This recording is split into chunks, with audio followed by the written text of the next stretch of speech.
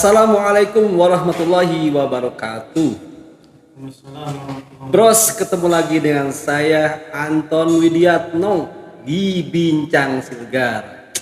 Sangat luar biasa nih bros, kita kedatangan tamu yaitu adalah Ustadz Imron LC. Sangat luar biasa. Ustadz, assalamualaikum Ustadz. Waalaikumsalam warahmatullahi wabarakatuh. Masya Allah nih, deg-degan nih bros ya. Ini ya, kita ketemu dengan seorang Ustadz ya. Beliau tidak hanya seorang Ustadz, beliau juga seorang politikus ya, dan juga seorang pelaku kemasyarakatan dan banyak hal lah pengalaman yang beliau akan kita buka bedah gitu kan. Mudah-mudahan bagi bros semuanya, bros Silgar bisa membantu yang sangat luar biasa ini ya.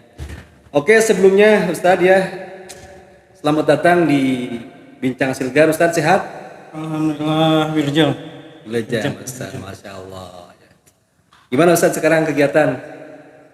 Alhamdulillah kegiatan insya Allah Berjalan, Masya Allah. terus berbuat baik maslahat buat masyarakat. Masya Allah, Alhamdulillah, Barakallah. Oke, kita bacakan ya mengenai CV-nya. Oke. Nama beliau lengkapnya adalah Imron Rosadi. Kelahiran orang Garut asli ya, Asgar.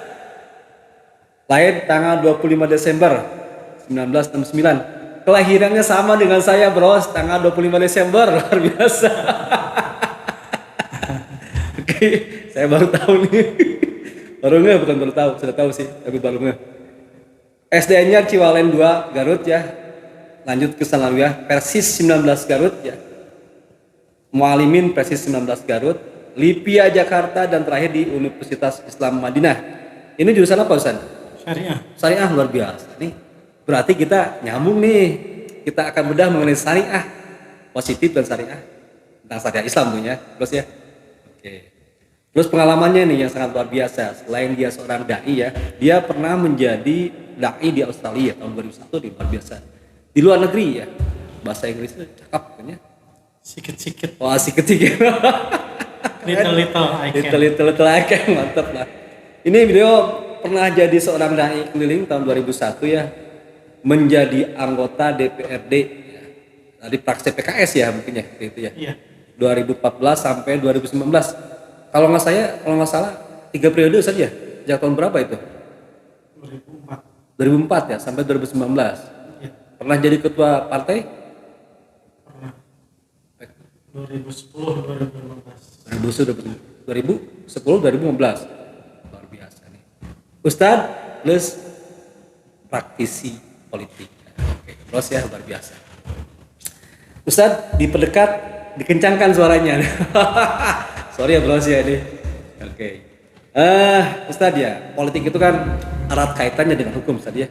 Iya. Sangat erat lah. Seperti apa ya? Seperti sendok dengan garpu, atau misalkan seperti mata uang. Ada uangnya, numbernya, ada burungnya. Jadi kalau misalkan hukum tanpa politik itu bagaikan bagaikan sayur tanpa garam, basi gitu kan. Bari ya, terus ya, betul nggak? Ataupun sebaliknya, hukum tanpa politik juga bari gitu sama. Jadi saling berkaitannya, karena hukum dibentuk oleh politik ya. Di politik pasti ada aturan, misalnya seperti itu. Nah, makanya hari ini kita akan bedah sedikit-sedikit masalah hukum dan politik. Juga akan bedah masalah kegarutan ya. Juga akan bedah sedikit masalah tentang partai juga ya sedikit ya. Oke, Ustadz Imron Rosadi, Masya Allah nih. Ustadz, menurut Ustadz nih ya, politik itu apa sih Ustadz ya? Dan hukum itu apa sebetulnya Ustadz? Bismillahirrahmanirrahim. Kalau saya dari yang backgroundnya syariah ya, mendefinisikan politik juga dari literatur yang syariah ya, Syariah. bahasa Arab, yang backgroundnya hampir rata-rata bahasa Arab. Keren ya. Siap Ustadz. Apa tuh? Politik itu dalam terminologi bahasa Arab itu disebut dengan siasah ya. Siasa. Diambil dari kata-kata sasa ya susu siasatan. Apa tuh Ustaz? Sasa ya susu siasatan. Esa nyebut Isim fa'ilnya itu sais. sais ya, oke. Nah, mungkin di kalimat terakhir ini Oke, Ustaz. orang akan mulai ngeh karena apa? Ini dipakai dalam bahasa Indonesia. Dalam bahasa Indonesia. Sais. Sais ya. Ya, kita pernah mendengar termasuk ada salah satu judul lagu, saya lupa Iwan Fals atau siapa ya, ada kalimat sais pedati. Sais pedati. Sais berarti. Pernah dengar bros tentang sais? Mungkin anak-anak muda yang dulu gitu, dengar ya. Ini. Kalau yang kolonial mungkin paham. Kalau yang milenial nggak mungkin ya. Nggak mungkin. Kecuali ada yang pernah, pasti bakal seneng juga anak milenial ke salah satu lagu tadi itu sais pedati. Sais pedati. Kalimat sais itu sebenarnya dari bahasa Arab. Yang akar katanya adalah tadi sasa ya susu siasatan. Siasat dan siasat juga sudah menjadi bahasa Indonesia. Ya, supaya paham lebih dekat ya, mungkin siasat ya, itu sudah bisa menjadi bahasa Indonesia. Tapi kalimat sais itu kalau dalam bahasa Indonesia adalah kusir bros ya. Sais pedati berarti kusir pedati delman lah bahasa kita. Delman. Dalam salah satu lagunya Bukasur, Bukasur segala macam. ada kalimat ku duduk di samping Pak Kusir supaya baik jalannya. Iya benar tuh. Ya, kusir itu adalah sais. Ya, fungsi kusir adalah supaya baik jalannya. Berarti fungsi dari sais yang merupakan asal dari kalimat sasa ya susu siasatan adalah untuk mengatur agar lebih baik. Ya, berarti siasat itu atau politik itu bagaimana mensiasati agar jauh lebih bagus. Itu dalam terminologi bahasa Arab lah. Ya, saya kurang mendalami tentang terminologi itu dalam bahasa Inggris. Sehingga politik dalam konteks fuqaha, ahli fikih, itu bukan sesuatu yang tabu. Ya. Bukan sesuatu yang tabu, artinya banyak para ulama yang memang dia ahli politik. Ya, umpamanya salah satu di antara sekian ulama yang concern tentang masalah politik, pada dia juga ahli fuqaha di kalangan madhab Imam Ahmad, Imam Hambali. Ada salah satu buku namanya As-Siyasah Asy-Syar'iyyah. As-Siyasah Asy-Syar'iyyah itu karangan Imam Ibnu Taimiyah. Ya. Terus ada satu literatur juga yang kental tentang fungsi dari siasah tadi. Itu ada buku karangan, ada dua bukunya. Itu karangan Imam Mawardi, ya, dari kalangan madhab Syafi'iyah, yang disebut dengan buku Al-Ahkam As-Sultaniyah, hukum-hukum tentang kesultanan. Ya, di sana di judul Al-Ahkam As-Sultaniyah itu ada korelasi antara hukum dengan sultan, dengan kekuasaan, yang notabene kekuasaan itu diperoleh dengan siasat, ya, dengan politik. Ya, okay. Nah, jadi antara hukum dengan politik, karena politik tadi, siasat tadi adalah mengatur jalannya agar hukum sesuai dengan tracknya, ya, itu menyebarkan kebaikan, menyebarkan keadilan, sehingga antara hukum dengan politik itu dua hal yang tidak bisa dipisahkan. Ya, kita tidak akan pernah memisahkan antara politik dengan hukum, karena orang yang memisahkan antara politik dengan hukum berarti dia telah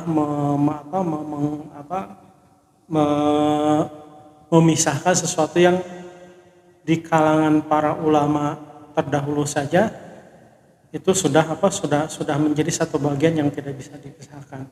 Seperti tadi as-siyasah asy-syar'iyyah, ya, ada banyak judul buku, cuman yang saya baca salah satu di antaranya adalah as-siyasah asy-syar'iyyah, yaitu Imam Ibnu Taimiyah, ya, kalau nggak salah satu lagi Al-Ahkam As-Sultaniyah karangan Imam Mawardi di kalangan mazhab Syafi'i, yang ternyata di dalamnya adalah termasuk juga mengatur tentang bagaimana pemerintah itu, ya, melakukan namanya di dalam buku Ahkam Sultaniyah tentang masalah distribusi, bagaimana pemerintah melakukan perhatian terhadap distribusi masalah perdagangan, masalah kebijakan, termasuk di dalamnya banyak hal yang termasuk dalam tentang masalah lingkungan. Jadi artinya dalam literatur klasik para ulama bahwa antara politik dengan hukum itu dua hal yang tidak boleh dipisahkan. Ya, gitu. Tadi lupa Ustaz saya nih. Ustaz tuh sekarang aktif di ini ya, di partai juga ya. Partai apa tuh Ustaz? Kebetulan dari 2019 saya diamanahi menjadi Ketua Bidang Kaderisasi di Partai Gelombang Rakyat Indonesia Jawa Barat. Ketua Kaderisasi Partai Gelombang Rakyat Indonesia Jawa Barat. Ketua Kaderisasi Partai Gelombang Rakyat Indonesia. Ya. Ini nggak apa-apa, metok ya terus ya, ini pengalaman juga nih. Ini Partai Gelombang Rakyat Indonesia. Ya. Kalau saya pernah dengar Ustaz nih ya, visinya itu mau menembus 5 besar dunia Ustaz ya. Ini apa sih maksudnya, ininya apa? Tujuannya kok sampai kemana gitu Ustaz itu kan? Ini belum juga mencapai partai besar gitu kan, baru nama udah visinya sangat luar biasa Ustaz. Ya.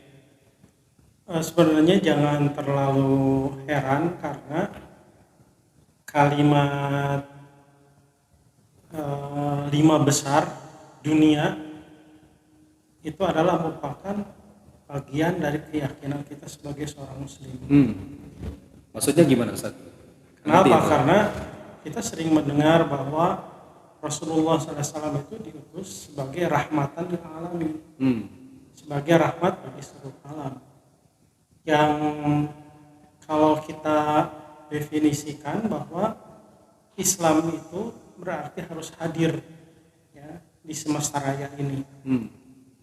Yang notabene hari ini di 100 tahun kemarin setelah runtuhnya Turki Utsmani, ya,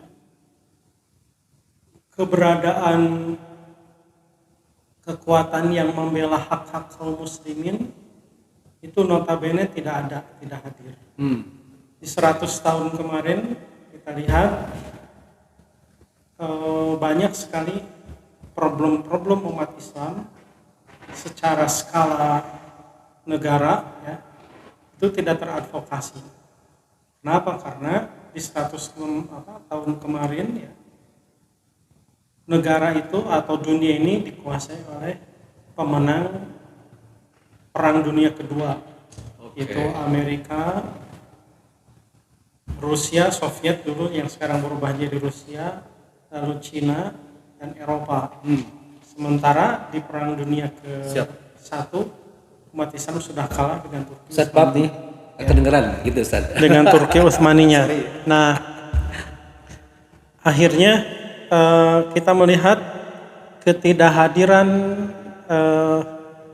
supremasi satu kekuatan yang mengadvokasi masalahnya, masalah internal umat Islam itu tidak hadir, ya, maka salah satu di antara obsesi kita adalah menghadirkan 5 besar dunia agar di samping pemenang kekuatan Perang Dunia Kedua itu tetap eksis, ya, mungkin boleh jadi di 100 tahun yang akan datang masih eksis, maka kita mencoba menghadirkan kekuatan kelima.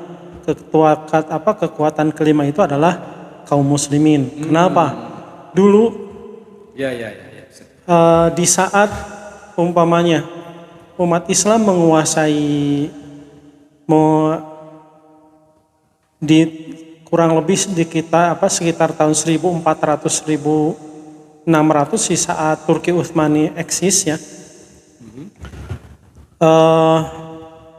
Mungkin sekitar 1800-an. Nah, 1800-an saya pernah membaca di satu literatur ya bahwa di saat itu kaum muslimin yang kebetulan Indonesia lagi dijajah sama Belanda waktu itu, ketika akan berangkat haji, pemerintah Belanda itu melarang kaum muslimin untuk berangkat haji.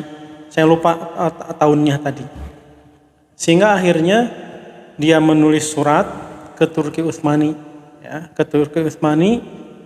agar kebijakan pemerintah Belanda itu ditegur, dan akhirnya secara langsung pemerintah Turki Utsmani menegur pemerintah Belanda yang menjajah Indonesia pada waktu itu agar jangan menghalangi kaum muslimin yang hadir untuk melaksanakan ibadah haji. Kenapa? Karena kata entah Sultan Abdul Hamid atau siapa, saya lupa lagi. Kalau Anda tetap bersikeras melarang saudara kami yang mau haji, dihalang-halangi oleh Anda, kami akan bukakan kedok Anda. Siapa bahwa Anda itu sebenarnya kaitannya dengan Indonesia misalnya. Ya. Indonesia kan tidak hanya kaum muslimin. Tadi kan kaitannya 5 besar ini adalah menempatkan kaum muslimin posisi 5 besar. Kaitannya sekarang mengkerucut ke Indonesia gitu. Sementara Partai Gelombang Rakyat Indonesia itu visinya itu mencapai 5 besar dunia gitu. Sementara ini baru seumur jagung belum gitu kan. Kalau Partai Gelombang Rakyat sendiri itu sudah terverifikasi belum partainya? Insya Allah kita dalam proses Permin ya, administrasi. Kita berharap mudah-mudahan insya Allah di Permin kita lolos. Nanti di Oktober kita akan Verfak. Mudah-mudahan dari Verfak juga kita lolos. Dan insya Allah di Desember dan di 2023 akan diumumkan. Ya, kita berharap insya Allah Partai Gelombang Rakyat Indonesia ini bisa lolos di Permin dan Verfak ini. Lalu sebenarnya juga kekuatan 5 besar dunia itu bukan berarti 5 besar dunia Indonesia merepresentasikan sebagai negara berkekuatan muslim, tidak. Kenapa? Karena negara kita adalah negara yang majemuk. Betul. Tapi paling tidak mayoritas tadi ya, mayoritas, dan mudah-mudahan kita bisa menjadi leader, karena ternyata kita melihat ketika Soekarno saja, artinya kita punya catatan sejarah. Soekarno saja ketika di awal kemerdekaan bisa menggagas satu gagasan yang spektakuler, yang luar biasa, sejarah, dengan KAA ya. Betul. Yang dengan KAA itu ternyata di sana ada hak-hak negara-negara yang akhirnya terbantu. Apa tuh KAA? Ya, Konferensi Asia Afrika. Biar ya, di Konferensi Asia Afrika itu saya mendengar teman-teman ya, waktu kuliah, teman-teman di daerah Afrika Utara dari mulai Mesir, Libya, Tunisia sampai ke Aljazair, sampai ke kuliah di sana di Madinah. Itu ketika bertemu dengan kita orang Indonesia, terutama rekan-rekan yang pernah kuliah di Mesir umpamanya, pasti ketika melihat wajah Indonesia itu mereka akan langsung mengatakan Soekarno. Betul. Ya, Soekarno ya. Artinya apa? Karena terbayang oleh mereka advokasi Soekarno kepada negara-negara yang ada di Afrika Utara. Dan yang terakhir kalau nggak salah tahun Ridwan Kamil itu Gubernur Jawa Barat membuat patung di Tunisia apa di Maroko ya. Di sana tentang patung tentang Soekarno, karena terima kasih rakyat Tunisia atau Aljazair atau Maroko, saya lupa lagi, kepada Indonesia. Artinya apa? Dulu di tahun 1955 atas inisiatif dari Soekarno itu ya, melahirkan KAA yang bukti sejarahnya ada di Jalan Asia Afrika di Bandung, mereka banyak berterima kasih dengan konferensi Asia Afrika tadi. Itu Soekarno saja bisa merepresentasi padahal negara yang baru merdeka tapi punya peran yang luar biasa ya. Punya peran yang luar biasa. Sehingga banyak negara yang berhutang budi ke Indonesia. Walaupun di antara sekian negara yang ikut konferensi Asia Afrika itu di antaranya masih belum merdeka hari ini, yaitu Palestina ya. Kita menuju ke Garut tadi ya. Ya. Tadi membicarakan tentang Partai Ustadz ya, kita Garut. Garut itu kan 42 kecamatan tadi ya. Ya. Itu berapa desa Ustadz? Tahu nggak Ustadz? Garut itu ada di 421 desa dan 21 kelurahan. Oke. Ya. Aset Garut kan sebetulnya luar biasa dia. Iya. Dari sisi strategisnya tempatnya sangat luar biasa ya. Tempat pariwisata itu luar biasa Ustadz sekarang. Dikenal lah di seluruh Indonesia ya, di luar negeri juga sama lah. Ini menurut Ustadz nih, perkembangan dari Garut dari tahun sampai saat ini bagaimana Ustadz? Perkembangan dari sisi semuanya lah, sisi ekonominya, sisi kemajuannya dan sebagainya gitu. Karena potensi sekali sebetulnya, dan sebetulnya juga masih ada aset alam yang belum dilakukan dengan secara maksimal Ustaz. Ini bagaimana Ustaz? Ya, Garut itu dulu dengan istilah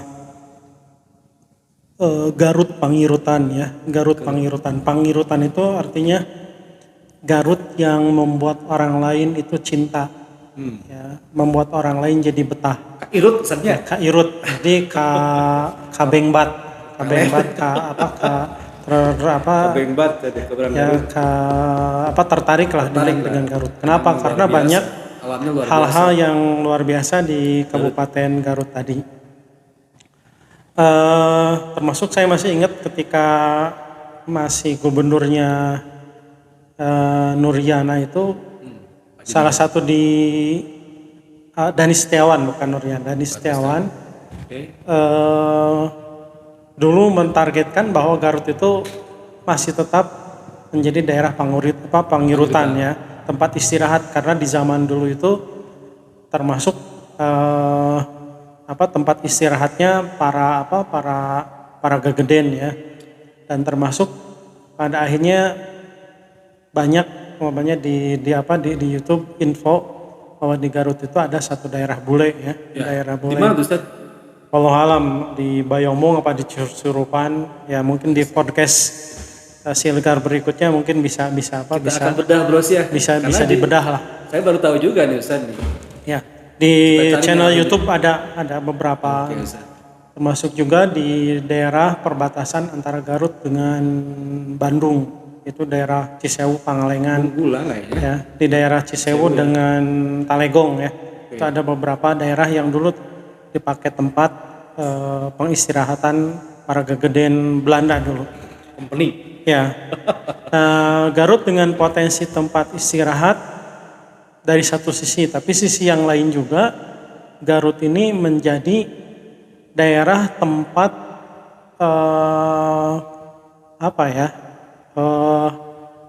bukan pelarian kalimatnya ya.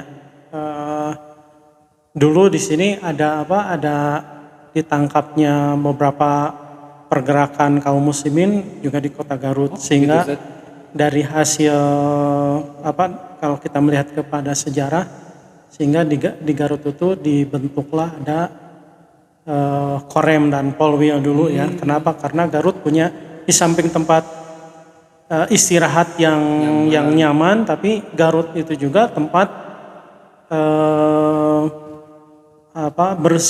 bukan bersembunyi ya, tempat mengatur strateginya para pergerakan kaum muslimin itu ada di Garut.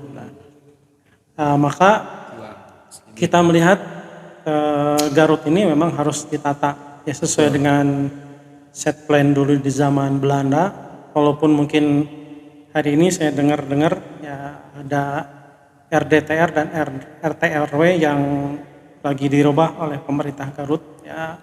Karena dengan perkembangan hari ini Garut berubah, terlebih lagi kalau mendengar bahwa kalau jadi ya Cigatas ya, bukan Cigatas hari ini Garutnya tidak terdengar. Kalau jadi ke lingkar selatan ya, Garut itu kebagian 2 exit tol ya.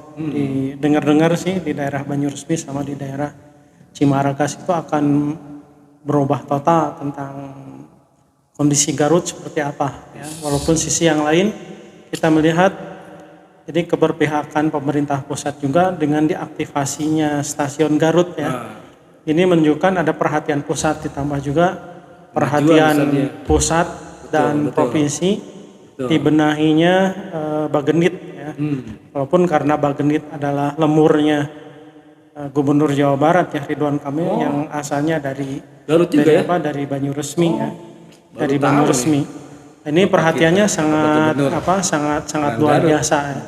Oke, siap. Nah, kita berharap banyak pihak yang ingin memang Garut itu menjadi daerah yang sesuai dengan nama awal, yaitu Garut yang Pangerutan, Garut yang Kota Intan ya, yang dulu disebut oleh Soekarno ketika kunjungannya ke Garut, melihat ya katanya dari daerah Pedes melihat ke daerah ke wilayah timur. Jadi, dia lihat dari daerah Pedes itu bagaimana kilauan Intan itu luar biasa kelihatan oleh Soekarno, sehingga jadi sekarang udah mulai itu udah mulai kelihatan saja Intan. Kemajuan saja dari sekarang sudah ada tuh Bagenit satu dan sebagainya.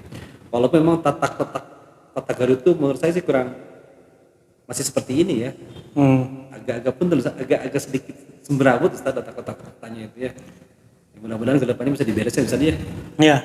Itu gimana Ustaz kira-kira? Maka di sini juga pendekatan dari sisi politis ya, mau tidak mau harus dilakukan juga ya, penegakan hukum dan pendekatan politis juga harus dilakukan, sinergi lah ya untuk pembenahan tadi ya. Dari satu sisi kita juga ingin Garut itu menjadi tidak menelantarkan masyarakatnya ya untuk mencari kasab. Tapi sisi yang lain juga ada orang-orang yang ingin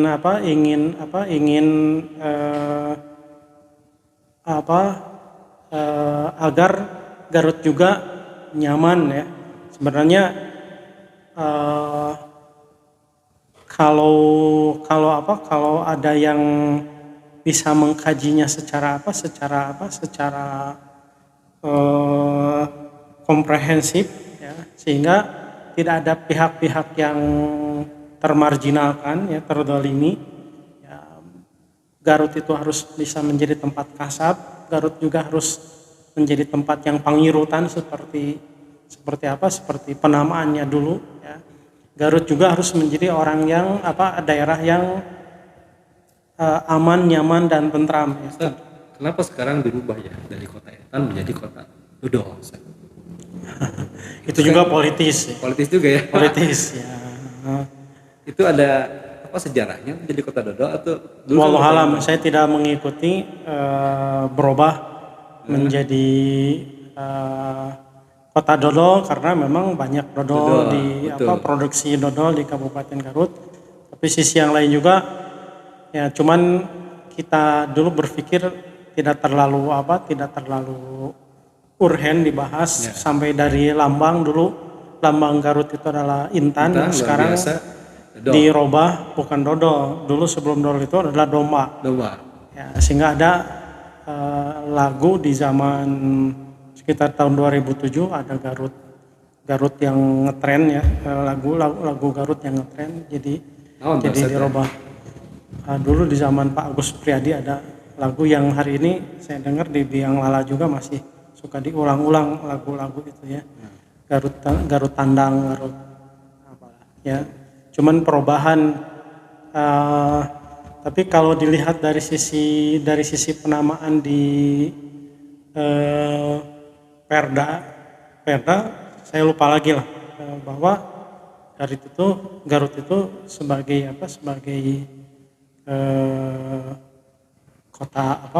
kota Intan itu singkatan, cuma saya lupa lagi satu-satu. Indah itu Indah, Dan yang nyaman. terakhir N-nya adalah nyaman. Indah, Ada tertib, tertib, aman, terakhir nyaman. Gitu. Pasti ingat saya. Jadi Intan itu jadi singkatan. Singkatan. Iya. Luar biasa. Itu Potensinya luar biasa, Bos. di Perda tentang Kabupaten Betul. Garut. Ya. Garut ini menurut saya sih kemungkinan besar akan maju karena memang potensi alamnya terutama saja. Ya. Saya aja yang bukan orang Garut asli sejak tahun 90 betah di sini, Bros. Luar biasa. Dan jadi Kairut orang Garut gitu kan. Jadi tinggal di Garut sejak tahun 90 sampai sekarang dan sangat betah gitu kan, nyaman lah gitu kan. Dan potensi alamnya luar biasa, segar Ustaz ya. Iya. Mudah-mudahan maju lah. Dan betul nggak Ustaz sekarang itu nanti ada Garut Utara, ada Garut Selatan Ustaz. Ya, Ustaz sebagai praktisi politik nih, tentunya sering lah gitu kan melakukan dialog dan sebagainya dengan yang masih duduk di pejabat publik gitu Ustaz, seperti itu. Ya. Kalau dulu kita di tahun 2010 DPRD telah menyelesaikan tugasnya ketika muncul aspirasi dari masyarakat itu tentang Garsel, ya, Garut Selatan. Sehingga di 2010 DPRD telah paripurna mengesahkan, menyetujui untuk dibuatnya Garut Selatan. Dan akhirnya dia ajukan ke pemerintah provinsi. Dari provinsi sudah beres, ya, lalu dimasukkan ke pusat ya, pernah beberapa di antara pansusnya juga ketemu sama Panja ya di DPR yang waktu itu yang kita ketemu yang aspirasi kita itu didengar oleh salah satu di antaranya oleh Allah Yarham ya. Pak Haji Amin Bunyamin ya, sekarang udah meninggal dunia. Cuman karena kena moratorium ya, ada beberapa kota kabupaten di seluruh Indonesia pada akhirnya, namanya salah satu kota kabupaten di daerah Sumatera ya, pada akhirnya si DOB daerah otonomi baru yang baru diresmikan itu umpamanya minta balik lagi, jadi jangan DOB. Jangan DOB ya. Jangan DOB, jadi pengen balik lagi. Terus ada salah satu kota di Papua, namanya Kota Nabire, ya, Kabupaten Nabire. Kabupaten Nabire itu pernah 2012 atau 2013 ketika terjadi banjir bandang, satu kabupaten hilang. Tuh. Ya, nah dari beberapa kejadian itu karena kita juga pernah konsul ke Kemendagri tentang rencana DOB tadi.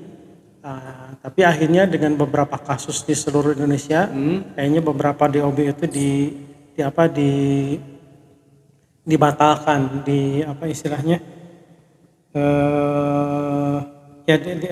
dibatalkan. Walaupun memang secara logika,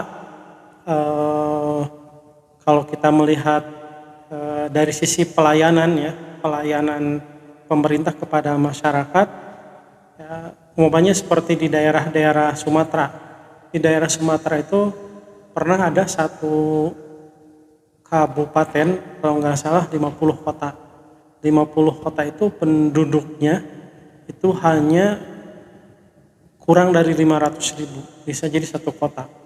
Ya, di kita umpamanya Cimahi di Jawa Barat, Cimahi itu sekarang jumlahnya 750.000 kalau nggak salah. Di Garut berapa itu? Nah, kalau di Garut sudah hampir mendekati 3 juta ya. 3 juta itu memang secara logika kalau pelayanan itu lebih maksimal jika di bawah 1 juta masyarakatnya. Betul. Ya, seperti yang terjadi hari ini di Cimahi atau di Kota Banjar maksimal ya. Sehingga terlayani.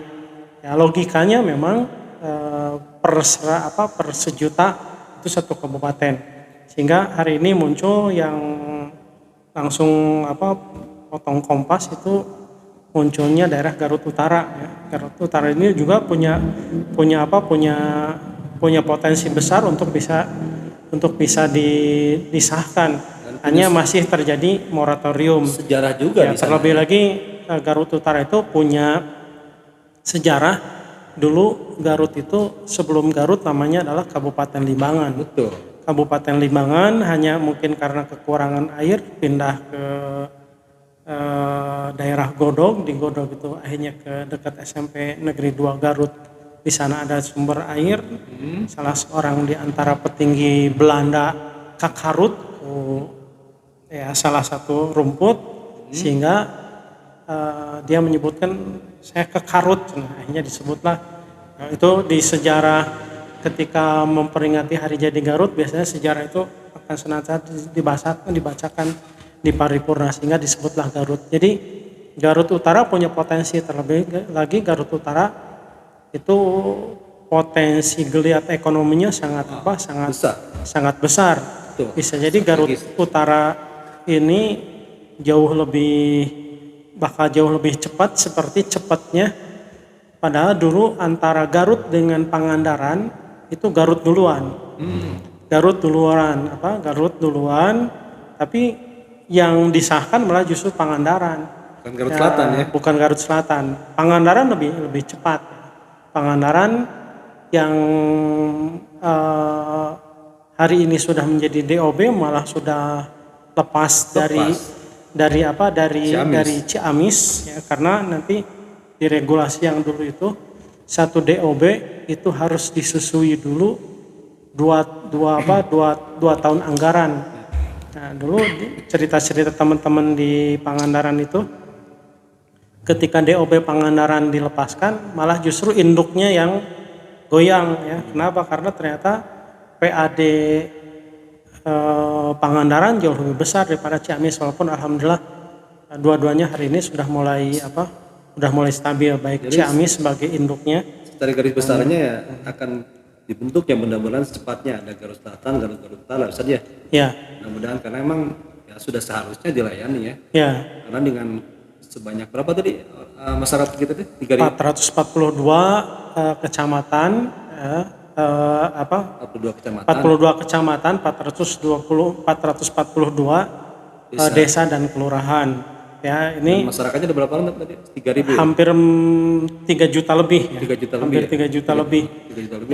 Ya, kalau dirasiokan per kabupaten itu, walaupun nggak bakal bisa begitu juga kalau melihat pendekatan tadi, dibagi 3 juta dibagi per 1 juta nggak bisa juga nanti, karena apa, ada rumus-rumusnya. Biasanya rumusnya kemarin seperti pembahasan Garsal itu, kalau nggak salah tim dari Unpad ya turun untuk melakukan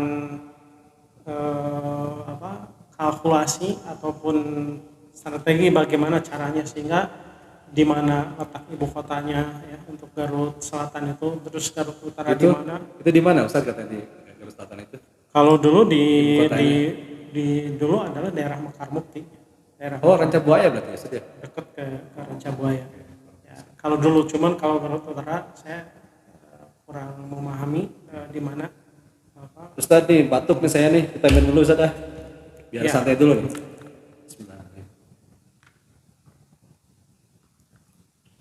Ya mudah-mudahan cepatnya lah Pak Bupati ya, Pak Wakil, Pak Rudi, sama Pak Helmi ya. Secepatnya lah, juga dibantu sama Bapak kita, Bapak Gubernur, juga Pak Presiden, Pak Jokowi ya. Secepatnya di regulasi kita di Kabupaten Garut ya menjadi 3 wilayah lah. Karena masyarakat butuh kecepatan pelayanan masyarakat. Ya. Kita kalah sama Jawa Timur sama Jawa Tengah. Betul.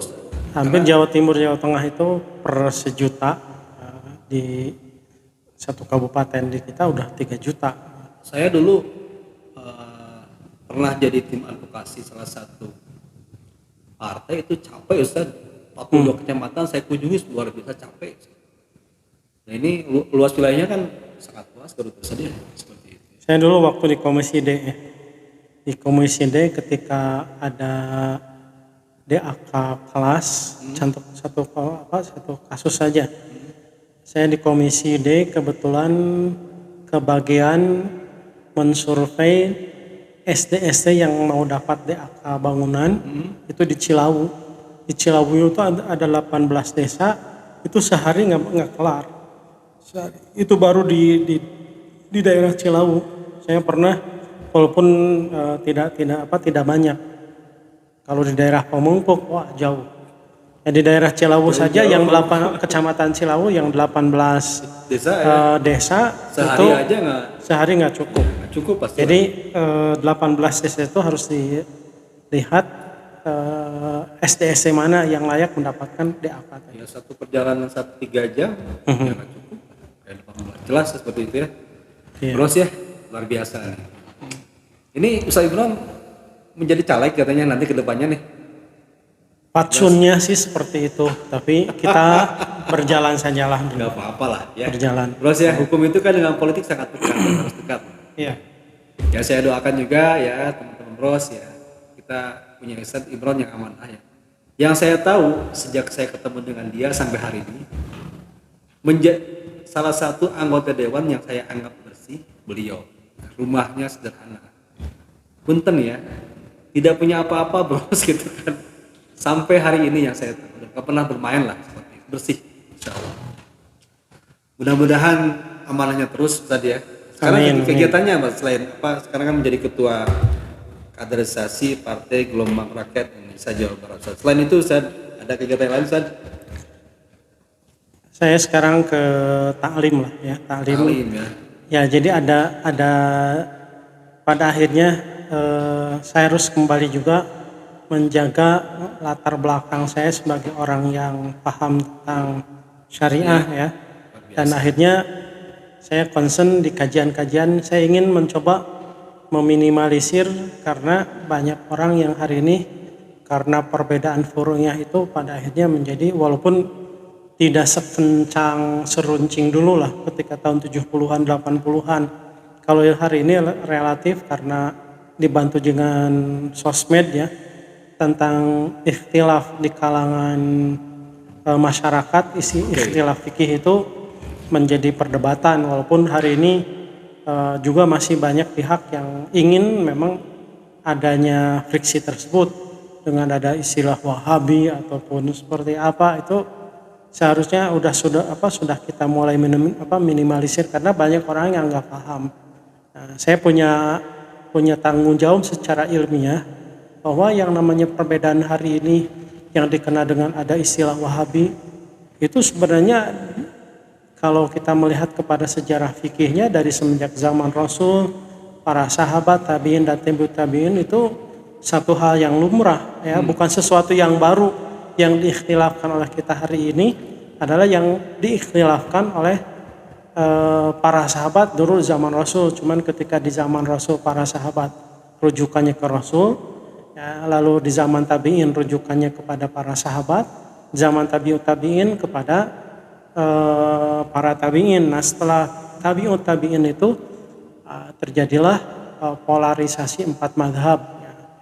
Nah yang menjadi masalah hari ini kita harus mengurai masalahnya tadi agar orang jangan fobi dengan perbedaan pendapat. Oke, next lah kita akan undang Ustaz ya khusus untuk membahas tentang agama ya. Iya. Ustaz hatur nuhun ya telah datang di Bincang Silgar yang sangat luar biasa. Aplaus dulu kawan-kawan. Ya. Ustaz kita mudah-mudahan apa yang disampaikan tentunya akan berguna nih buat bros kalian ya, bros Silgar ya. Kita ya di Silgar itu berbagai orang lah, berbagai macam, berbagai kultur, berbagai partai ya. Kita akan coba undang untuk mengupas sekitar kehidupan hukum, politik dan masyarakat semuanya Ustaz ya, seperti itu. Insyaallah. Ada pesan-pesan terakhir mungkin yang akan disampaikan Ustaz? Ya. Silakan.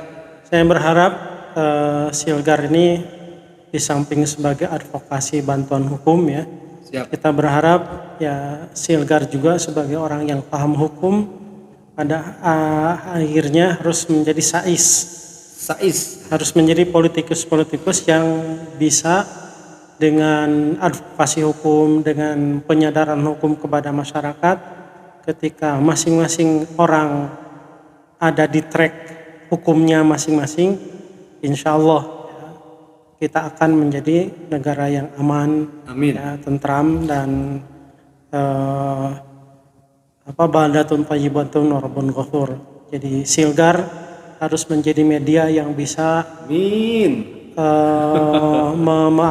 memberikan pendidikan hukum ya, advokasi hukum sekaligus juga pendidikan politik agar sekali lagi ya, sesuai dengan harapan kita semua, ya, kita berada di daerah yang aman, tentram, dan warbun ghafur yang tadi disebutkan oleh Rasulullah SAW. Demikian ya. Terima kasih Ustaz. Bravo. Hatur Silgar. nuhun. Bravo Silgar ya Pak. Terus kita tutup dengan bacaan hamdalah bersama-sama. Alhamdulillahirabbil alamin. Wassalamualaikum warahmatullahi wabarakatuh.